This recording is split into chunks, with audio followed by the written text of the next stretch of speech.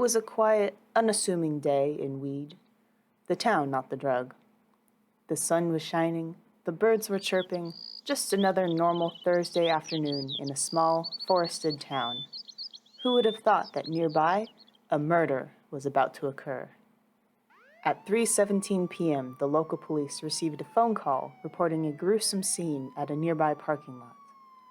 Beans everywhere. And three-time champion Roosevelt is again forecasted to win this year's annual turtle racing competition. Of course, it will be a... This just in, breaking news.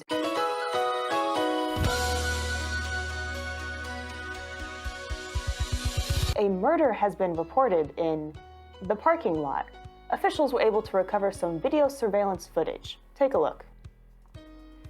Currently, the prime suspect is Dobby the house elf. We have reached out to him for a comment, and he has simply said, "No, not me. I am a free elf." It seems he will be talking further with his lawyer. Dobby seems to be saying that it is not him in the video surveillance footage, but rather another house elf. They all do look very similar, so he may have a case for him. I'm just now getting word that Dobby has snapped his fingers and disappeared.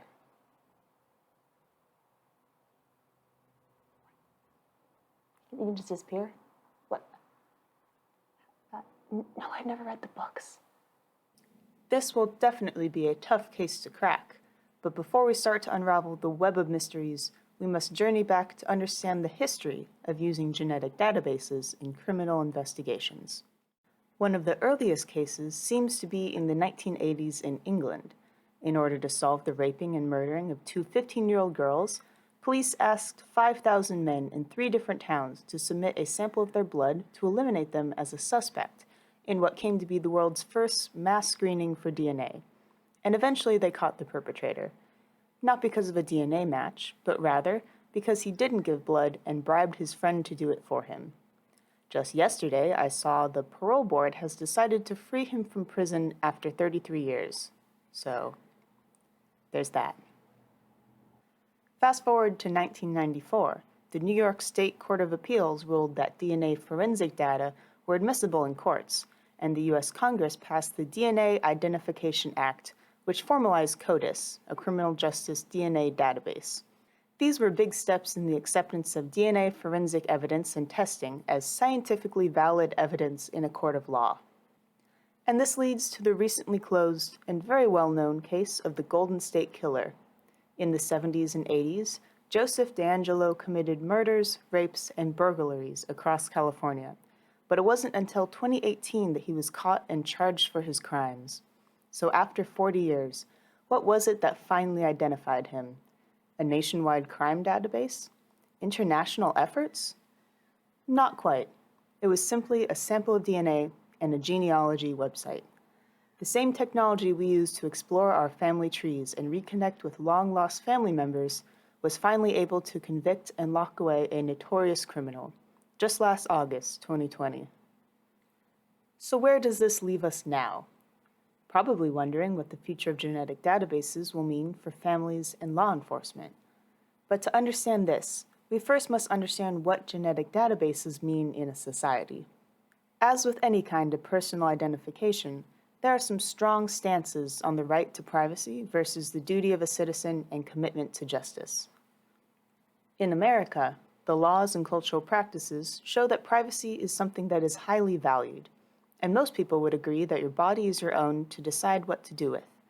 Like, for example, you get to choose if you want to be an organ donor. But please don't get me started on reproduction, we're not even going there. However, different communities have different cultural beliefs and values. In France, we must look back to the French resistance in World War II to understand the foundations of their value system. During this resistance, the French needed blood transfusions, and therefore providing blood was seen as an act of patriotism and was highly valued.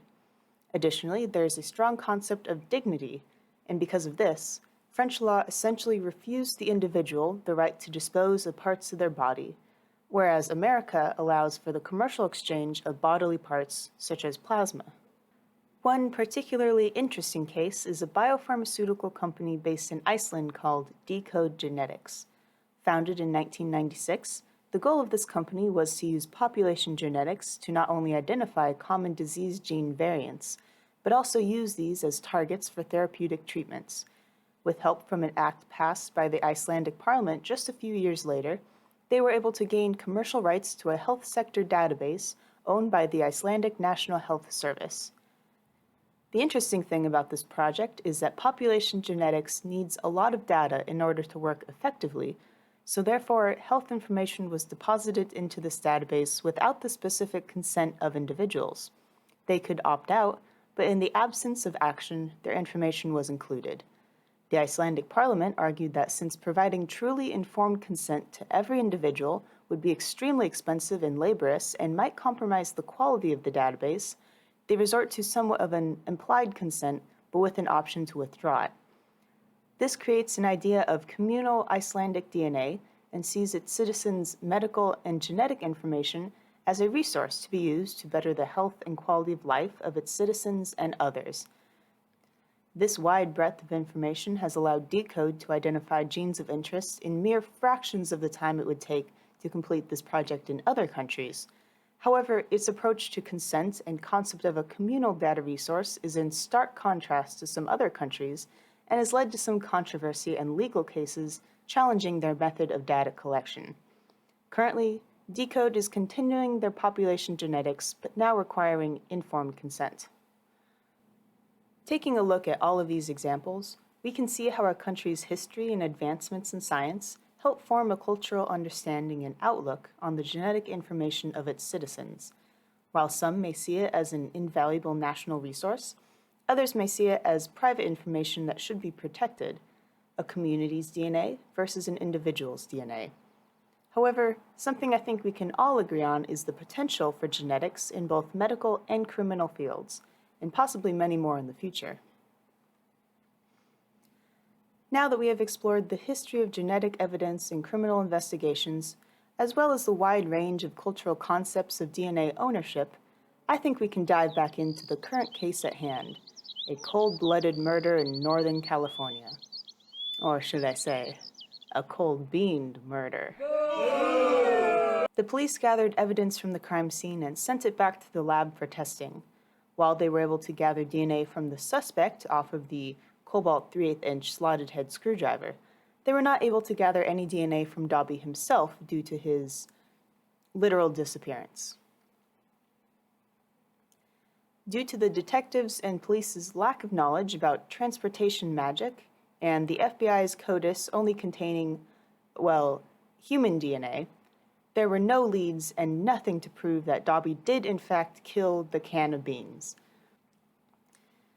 As all other avenues seemed bleak, they turned to a new technology, or rather, an old technology with a new purpose: genealogy websites.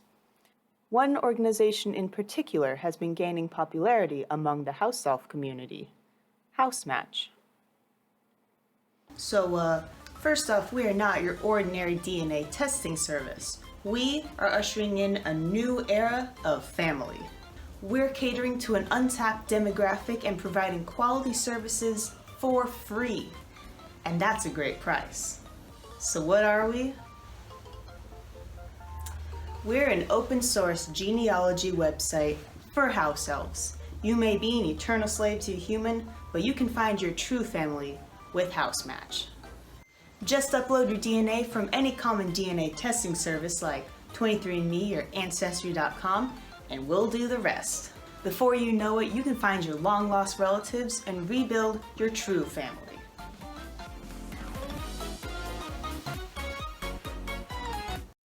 Services like these have been growing in popularity over the past few years, apparently within the house elf community too. It is important to distinguish two different types of companies. First, there are direct-to-consumer DNA testing services, such as 23andMe or Ancestry.com. With these services, you send a DNA sample, and they will sequence it for you and provide you with the results, usually accompanied with different statistics and probabilities based on your genotypes. Second, there are open-source genetic websites where you can upload your DNA data file and then view the profiles of your genetic matches. As you can probably tell, in terms of legality and personal privacy, we are opening a whole new can of beans. The ability to sequence your own DNA is widely becoming available to the general public due to both better technology and lower prices. But with this comes the question of what is public and what is truly private. When uploading your DNA to these kinds of services, you can usually set your privacy level to either private, some variant of public, or research. And these different levels dictate which other users can see your profile, if any. However, these lines blur when it comes to criminal investigations. The recently closed case of the Golden State Killer brought the issue of DNA database privacy even further into the public eye when they finally identified the perpetrator after 40 years using a common open source genetic database, GEDmatch. Investigators uploaded the crime scene DNA to the database to look for a relative, and when they found one, they were able to trace the suspect back to Joseph DeAngelo. After they identified him in 2018, the public became much more aware of the potential uses of their DNA profiles, and this led to some people privatizing their profiles, making it a lot harder for matches to be made in the future. So GEDmatch has developed a tool called GEDmatch Pro, and this is a dedicated portal designed to support police and forensic teams with investigative comparisons to GEDmatch data, most likely to offer some peace of mind to users and stop investigators from making fake profiles. But this still begs the question of privacy, not only for the suspect, but also for the suspect's relatives. So DNA can reveal a lot of potentially sensitive information about someone, and although this is a police investigation, I can almost guarantee that the suspect is not giving the police permission to upload their DNA to this open source platform. And in this case, one could argue that this is violating the suspect's right to privacy by making this information public without their consent. And although many cases focus on the suspect, investigators are using the suspect's relatives as a tool to identify this person, and the effect on their relatives cannot be negated. Since they are relatives, they will share a great deal of the suspect's DNA, and therefore any sensitive information about the suspect may also pertain to them, such as familial genetic disorders or genetic risk factors, and this can also be seen as violating the relative's right to privacy.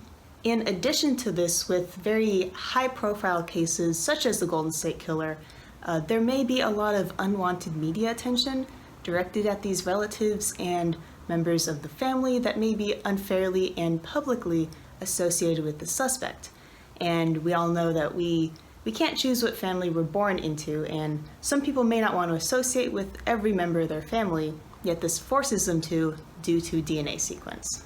Currently, there is a warning on the GEDmatch website saying that your information may be disclosed to police if they present a subpoena or a warrant, and this means it is possible for law enforcement to access your data even if you put your profile as private. And since Housematch is similar to GEDmatch, I would assume the laws are the same for house elves, but please don't quote me on that, okay? I don't know. And this is a really interesting conversation to have and thing to talk about, because I think we can all agree that stopping people from doing bad things is a good thing, but the simplest or starkest way I can think of rephrasing this is, how much privacy are you willing to give up for justice, and how much justice are you willing to give up for privacy? And even then, it's breaking it down into black and white, one or the other, privacy or justice. And it's almost never just one thing or the other thing. There's lots of in between, and even in law, I think it's really important to acknowledge that. And hopefully, sometime in the future, we will be able to confidently say, yes, we can have both privacy and justice. But I just don't think we're truly at that point yet. Something that may seem normal to an American may seem outlandish to someone else, and vice versa. Not to say that one is necessarily better than the other, they're just different. And as we've seen before, different communities have different values and different concepts of identity, privacy, and property.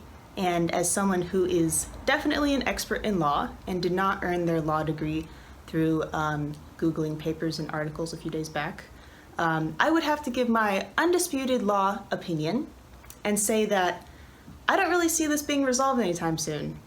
Genetics is a relatively new field, and it has countless untapped and unrealized potentials. And I can't even begin to imagine what the field will be like in 10, 20, 30 years from now. I mean, who knows?